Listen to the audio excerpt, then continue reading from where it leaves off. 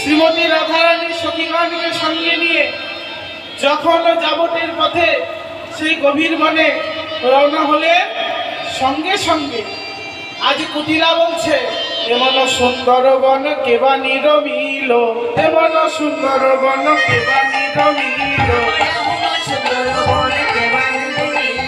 কোথায় বসতি তার যদি জনগণ।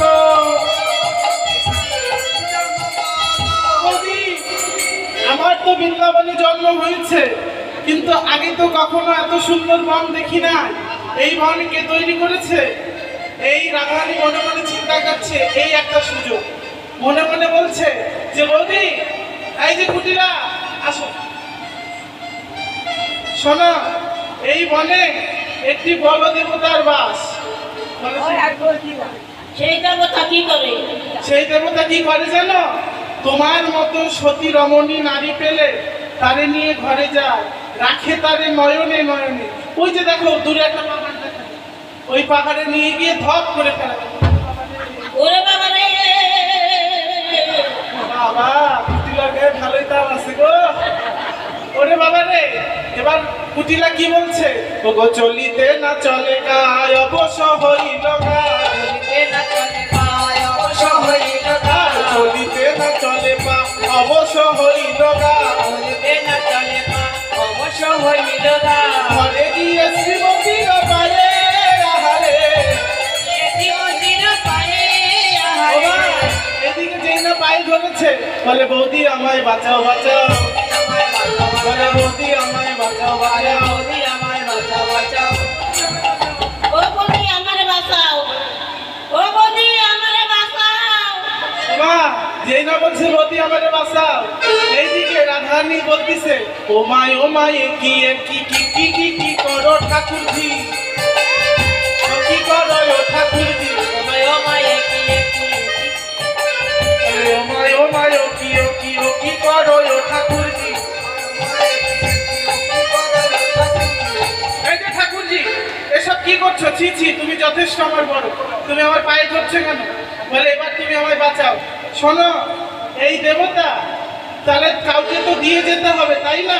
তুমি তো যেতে চাচ্ছ না, এবার তোমাকে দিয়ে যেতে হবে। হে দেবতা, আমার দেবতা, আমার বাপের দেবতা, আমার 14 পুরুষের দেবতা, আমার ছাড়া আমার বৌদিকে ধরো।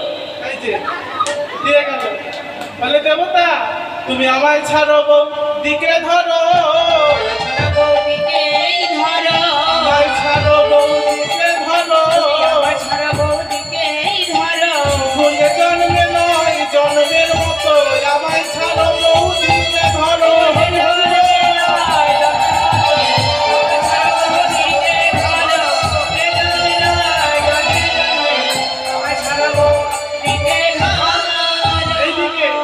রাধারানীকে দিয়ে এবার রাধা গোবিন্দ ঝুলনায় বসবে। কেমন?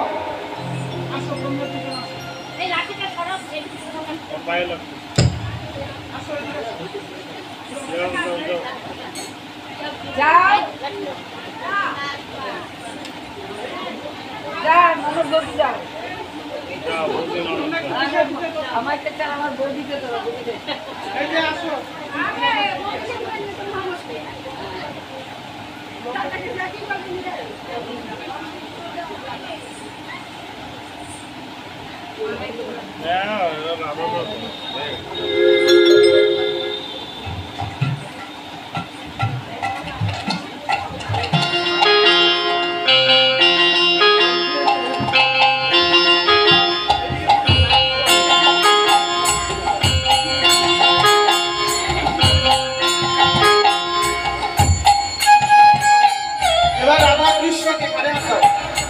রাধা কৃষ্ণকে আমরা ঝুলন মেলায় ঝোলাবো।